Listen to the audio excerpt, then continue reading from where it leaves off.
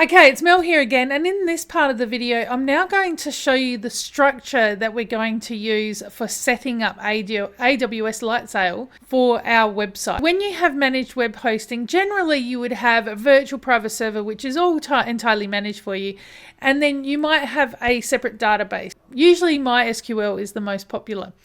Now in AWS, it's going to be a little bit different because we're going to set this up manually. The first thing I'm going to do is actually show you what it's going to look like to just create an AWS server in Lightsail.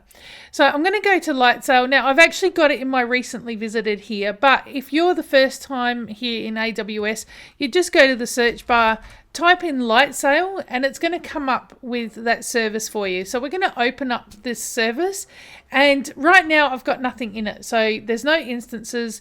We've got containers, databases, some networking info, storage domains, and we're going to go over the parts that we need for this.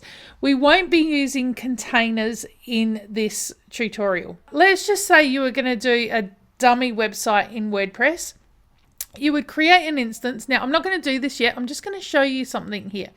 And when you come here, you can select a blueprint that already has WordPress on it.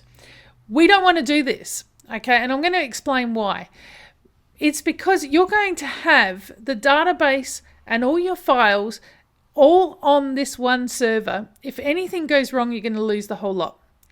Okay, so I'm going to show you how you can actually do this with a managed database and storing your files on a separate disk for a little bit extra security. And it makes it more transferable later if you need to actually make any changes to your server and upgrade your server without touching your files. If you're doing something for testing, by all means, use this here to quickly spin up a WordPress website and then delete it afterwards. I'm going to show you what our structure is going to look like. We've got a Lightsail instance. We're going to have our Lightsail disk. So this is where we're going to store our files for our website. And then we're going to have a separate managed database.